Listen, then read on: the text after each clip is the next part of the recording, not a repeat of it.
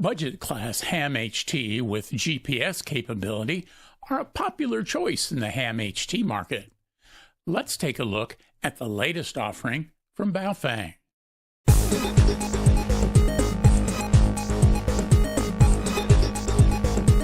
BaoFeng's UV-5RM Plus with GPS is their latest offering that adds GPS capability to a full feature set in a budget class ham HT. In this video, we'll take a look at this 10-watt ham HT, including its overall feature set, power output, signal purity, and GPS functionality. As a bit of a spoiler alert, it's a solid radio with excellent features and handy GPS function, but as with other BaoFeng budget class radios, its 2 meters signal purity is not very good. As I get started, I need to let you know that Radioddity provided the radios for this review. As always, my reviews are my own, and you'll get my honest opinion. So, let's get started with an overview of what I think are this radio's key features. Besides the GPS function that we'll look at in a minute, the radio has a broad frequency band coverage.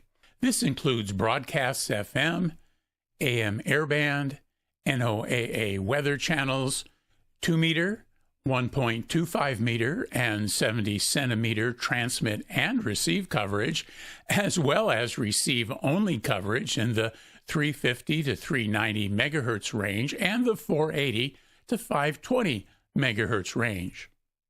Next, it's advertised as a 10-watt radio, which is twice the output of typical 5-watt HTs.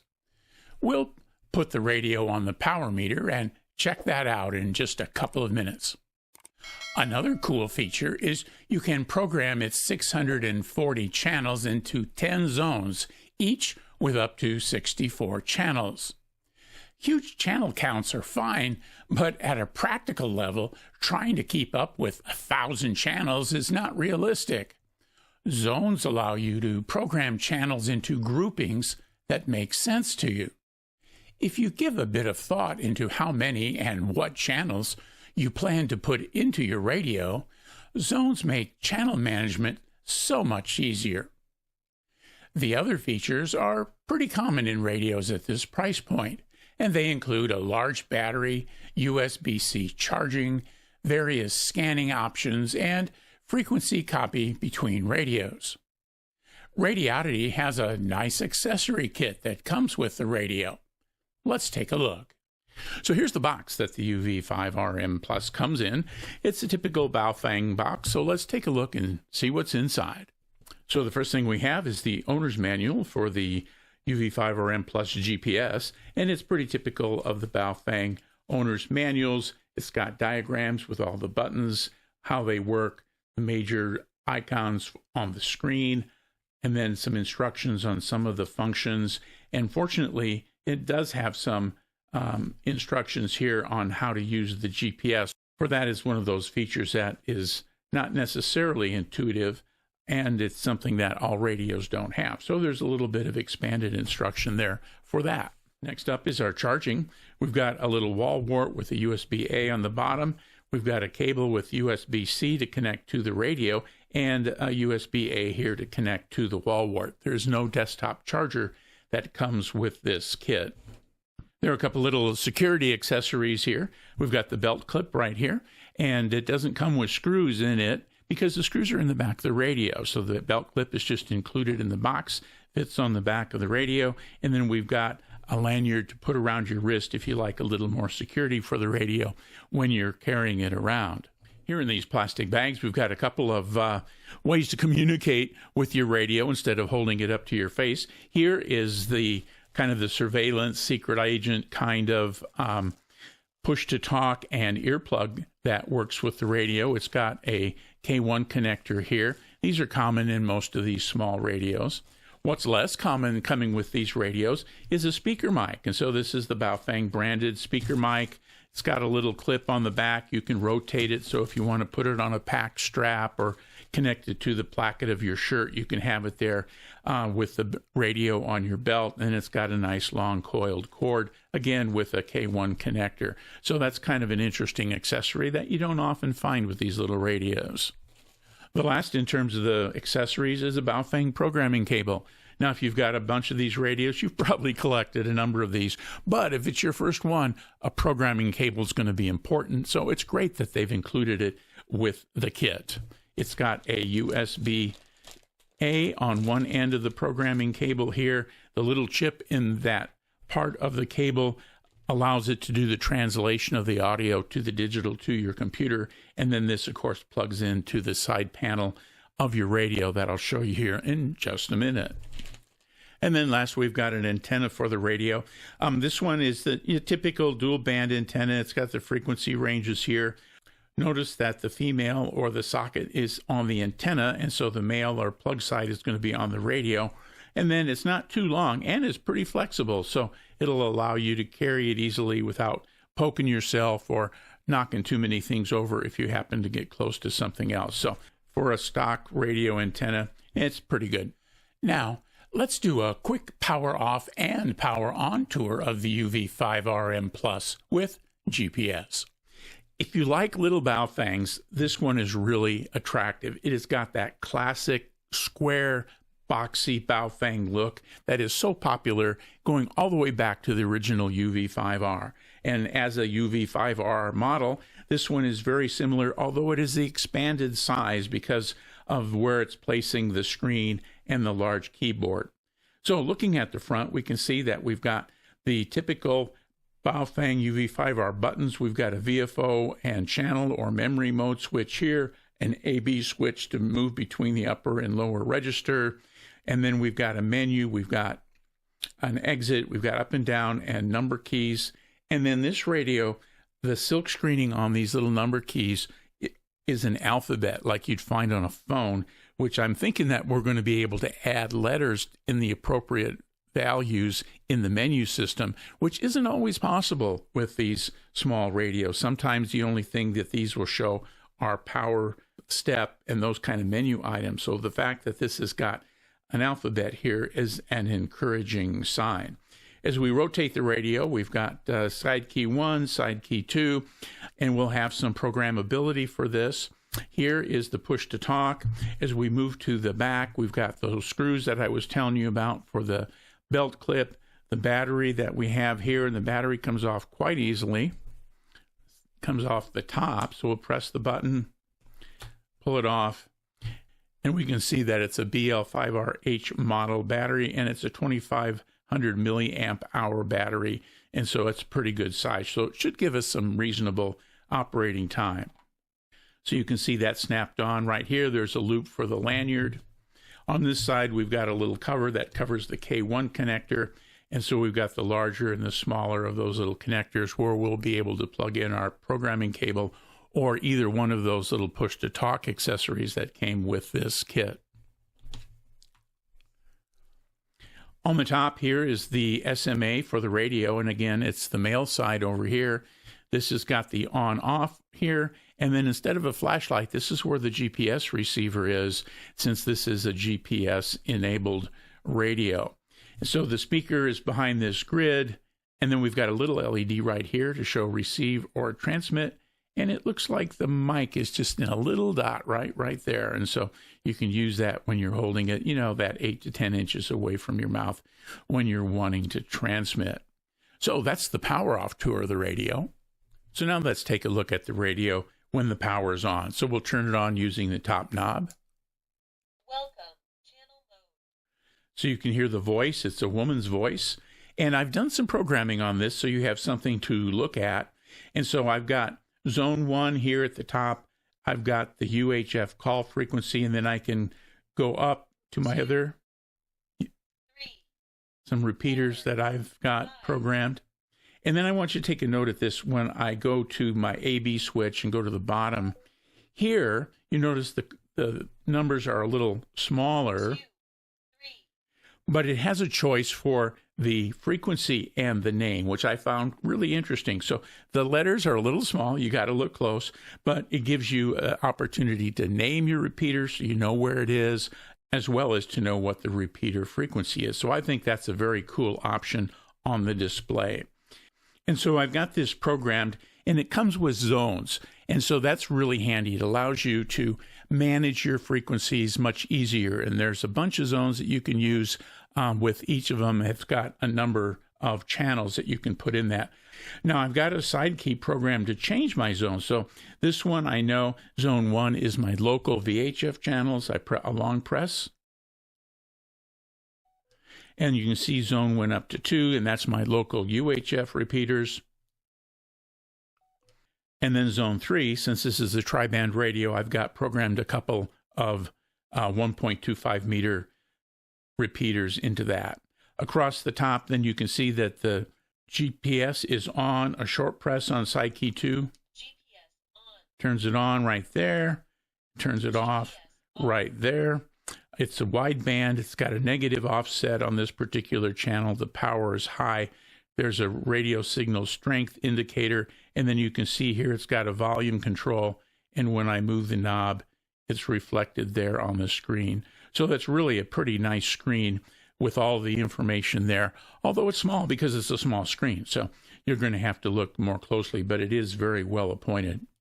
A press to here will go to frequency mode, and there you'll see the full-size fonts there on the screen. Go back with the press to channel mode. And then you've already seen going from A to B. So let's take a look at the menus. Menu.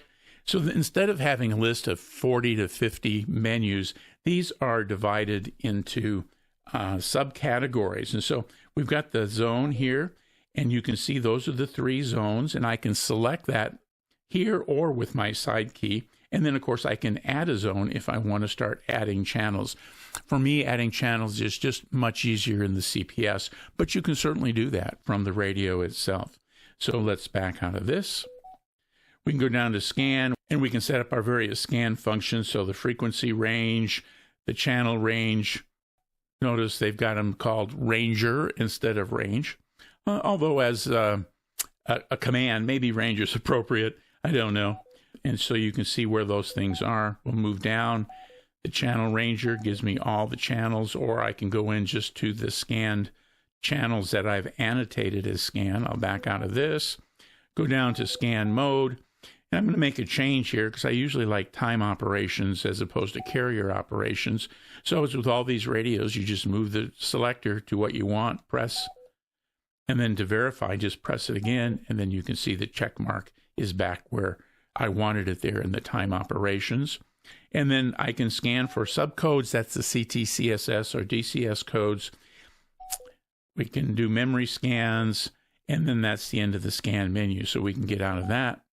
So now we'll go down to radio settings. Here you find all of the things you're used to, squelch, power save, Vox, and so forth. I want to go up here a little bit, however, and show you a couple of them that are going to be necessary. We can program our side keys. That's always handy to know what it is we want to do.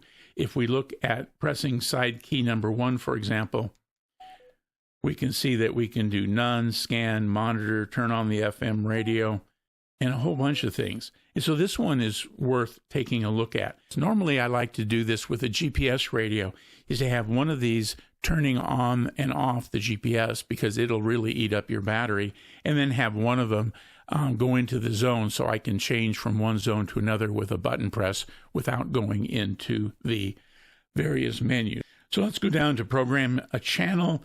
And so here, this using a very popular technique in these newer radios with menus, in that everything you need to program a channel is in the program channel memory. So you don't have to be looking all over a 50-item menu to find what you want. So you can give it a name using the letters on the keys here, the receive and transmit frequency, the power you want it to come up on, CTC or DCS codes. All of that is in the program channel menu. In radio info, it gives us version information, the hardware and the software. But here's where we have something that's going to be important to us as we work with GPS. So if we look in this My Radio, if we go into My Radio ID, you can see that it is 121.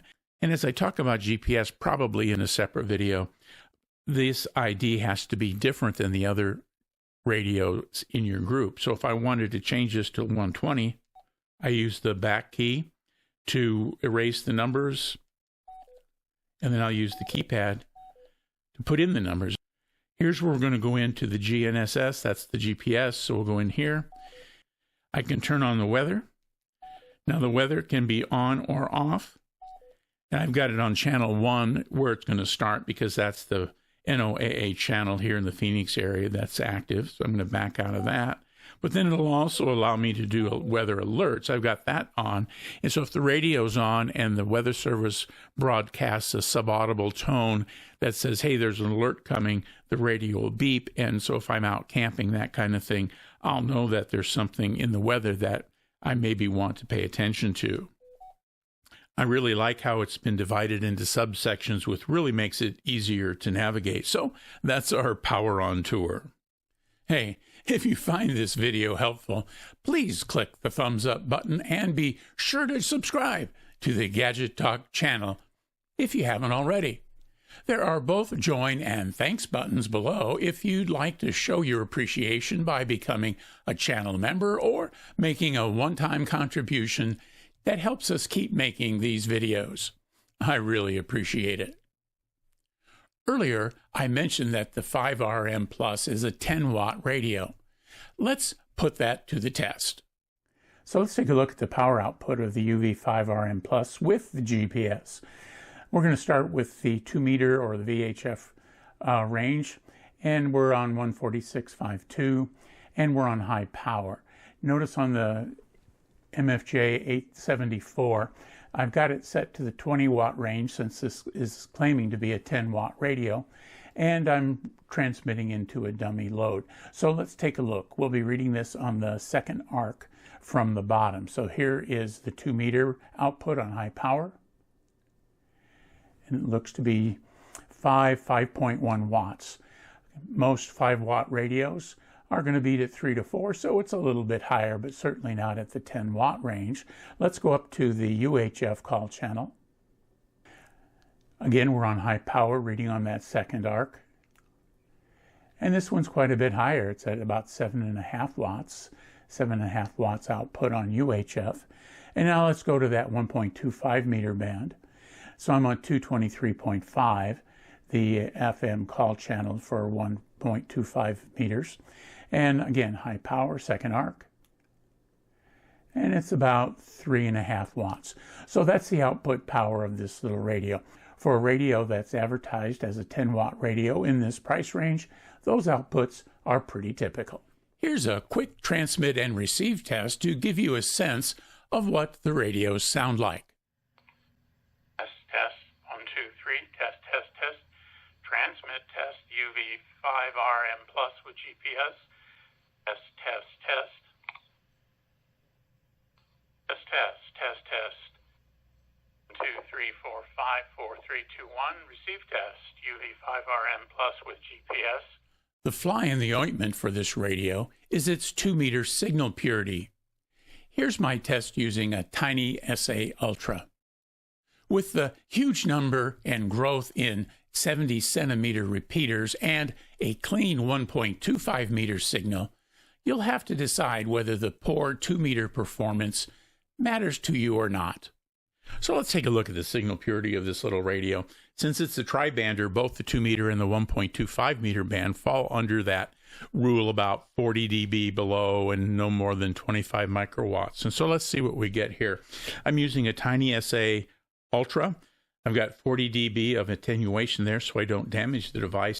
And I'm using the 1.25 meter FM call frequency here going into the radio with high power. So let's take a look and see what we got.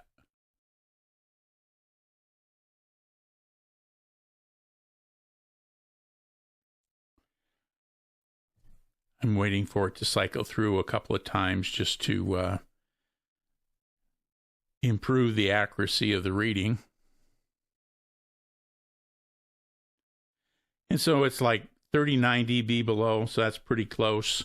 It's below that 16.2 line representing that 25 microwatt. So I declare that clean in the 220 band.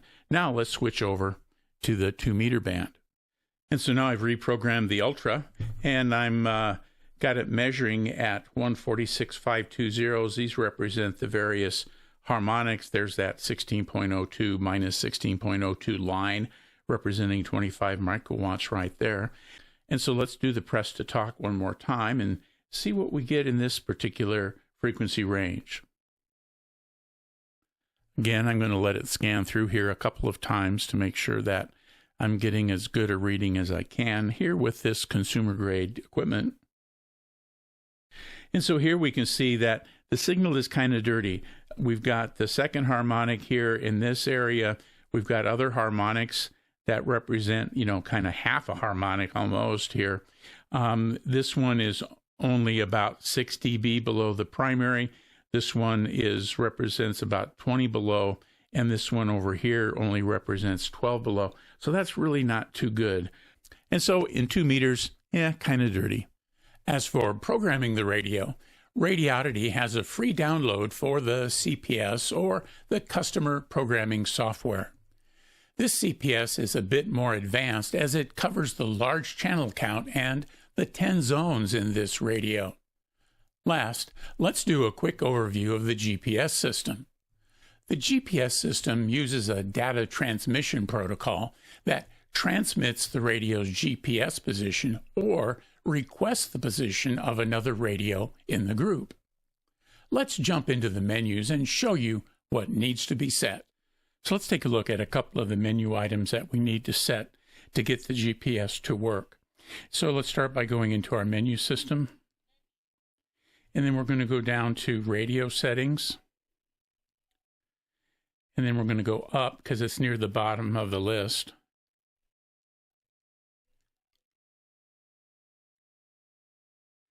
And we want to look at these long and short press side keys.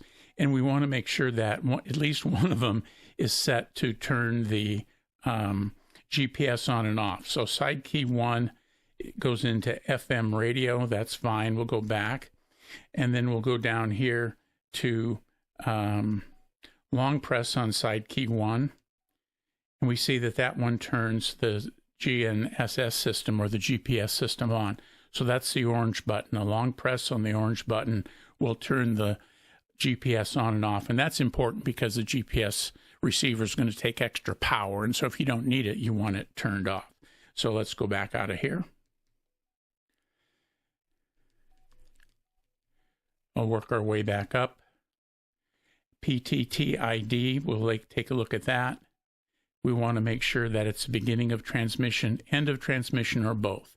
I like mine at the beginning of transmission, and that's where I have it set. So now we're going to go down, and we're going to go to radio info. And here we can see versions, and then we can see my radio. So we're going to my radio. And we go into radio info.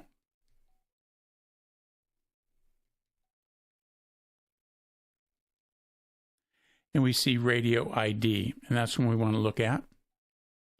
And so here our DTMF ID needs to be in the range of 121 to 129 or 130, something like that. You can look at the CPS and see the range, but this radio uses the 120s. Now, when you get yours out of the box, this is going to show 120. For the other radios to see it, it needs to be 121 or higher. And so when you program your radios, you want one at 121, one at 122, one at 123, so that the GPS system will be able to identify it. This is basically DTMF signaling. Now, to make a change to this, just press the back button, and you can see that the numbers back up. But I want this on 21, and so that's what I have. I'll hit confirm, and that's how I change my radio ID. So now we're going to go back out of this, and then we're going to continue on down the menu list to GNSS. We're going to go into there. And first we want to be able to turn it on or off. This is the second way. Remember, we have that side key set to do this task. Right now it's off, and that's fine. We're going to use the side key when we want to use it. The GPS info, we're going to select that. We want my position, and that'll tell us where we are. I'm in the house, so I don't have a GPS lock here, so that's fine. I want to go to share position, and I want that on, so I want to be able to share my position with others. Back off. Request position, I also want that on, and I've got that checked as on as well.